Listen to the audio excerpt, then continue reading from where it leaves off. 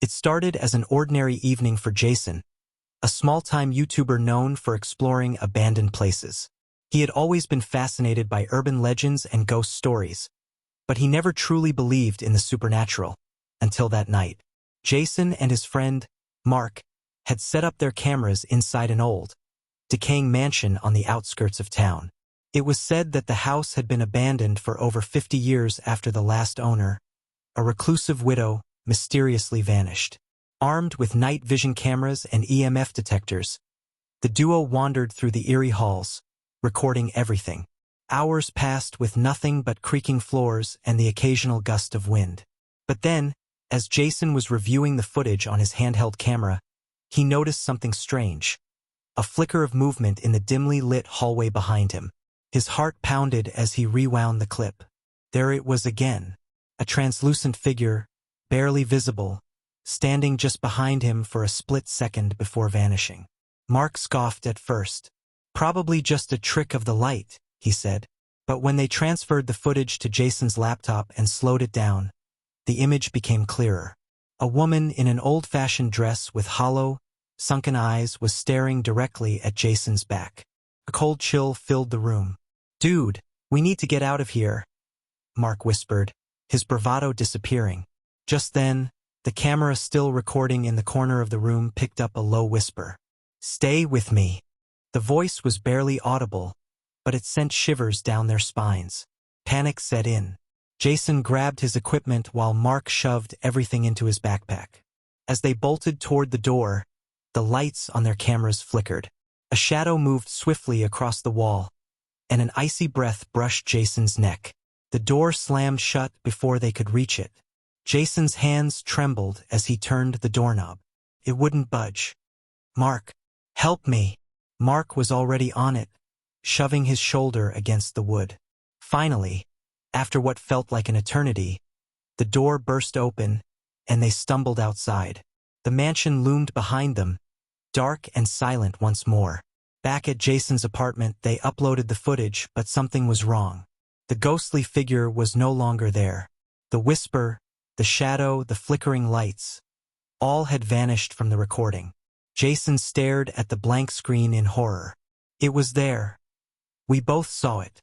Mark swallowed hard. What if she didn't want to be seen? That night, Jason couldn't sleep. He kept his camera by his bedside, unable to shake the feeling that someone had followed him home. The housewife in the dark. Ethan and Claire had been searching for the perfect home for months. When they stumbled upon the old Victorian mansion on Blackwood Lane, it felt like fate. The house was grand, yet strangely cheap. The real estate agent had been eager to close the deal, almost too eager. "This place has history," the agent had said with a forced smile. "But it's been empty for years. The previous owners left in a hurry." Claire loved the high ceilings, the antique chandeliers, the intricate woodwork. Ethan loved the price.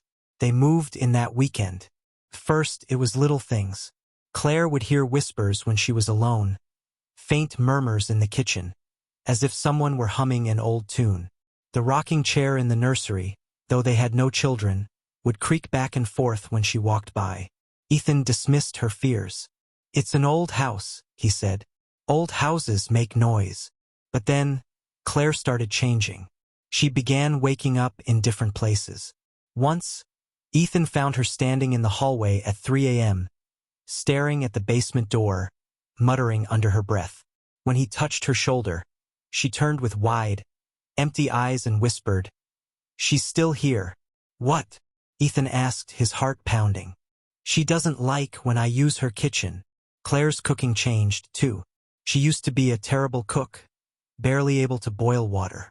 But suddenly, she was making elaborate meals, dishes she had never even heard of. Stews, pastries, roasts that filled the house with the scent of something rich and heavy, but wrong. Ethan couldn't explain it, but the food tasted off. One night, Ethan woke up to a scraping sound. Claire was gone. He followed the noise to the kitchen and found her standing over the stove, stirring a pot of something thick and dark. The air smelled metallic. "What are you doing?" he asked, his voice shaking. She didn't answer. Ethan stepped closer and saw what she was stirring.